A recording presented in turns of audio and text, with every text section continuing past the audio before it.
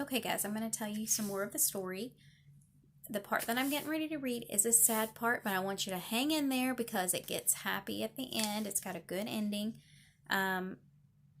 So let's start. It was nighttime. Okay, Jesus took his friends to a garden to pray.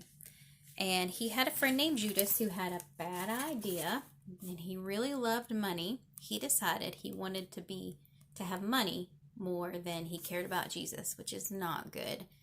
We should never love things more than Jesus. And he brought these guards to get Jesus at the garden. He knew where they would be, and he came and showed them where to get Jesus. And remember the bad guys that wanted to do something mean to Jesus? These guards worked for them. It was time for Jesus to die, and God had planned it long ago. Jesus knew that it would happen when he came to the earth. He came to take the punishment for the wrong things that anybody had ever done or ever would do. And now it was time. The soldiers took him to the leaders, and the leaders did not believe that he was God's son.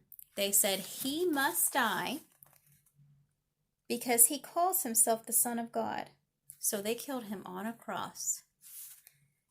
It was a sad day for Jesus' friends, but they did not know that God had planned a wonderful surprise for them, and they would not be sad for long.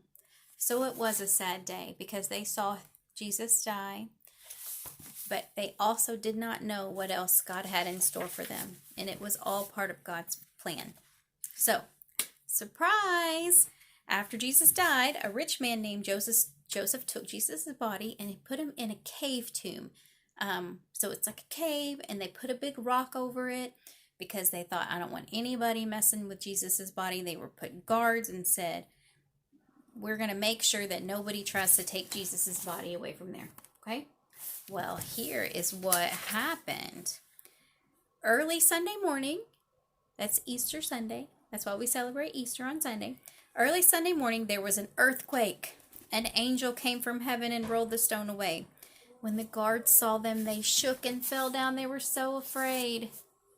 And Jesus came out, and he was alive.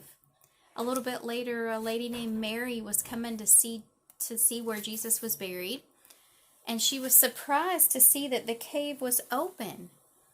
And there was an angel inside, and he said, Jesus is not here. He's alive. You need to go tell everybody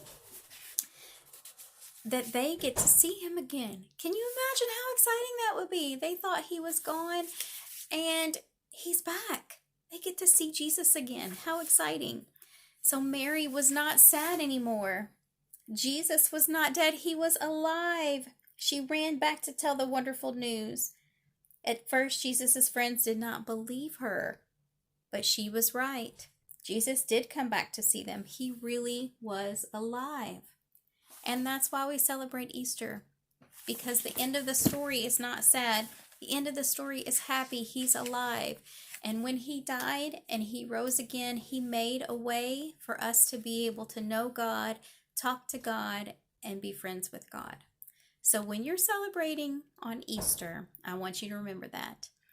Have fun with your chocolate bunnies and have fun with your Easter eggs, but remember to say thank you to Jesus for what he did on Easter. And I hope you guys really enjoyed the story and understand that it's really important. If you have anything special you do on Easter, you are welcome to tell me about it. I'd love to hear about the ways that you celebrate, because when you have a party, you do some fun things, right? So Easter's kind of like a party to celebrate that Jesus is alive. So we do fun things like Easter egg hunts and things. So if you want to share any of those with me, you can let me know. And just make sure you take some time to pray and to praise God for what he did on Easter. Okay? I'll see you all later.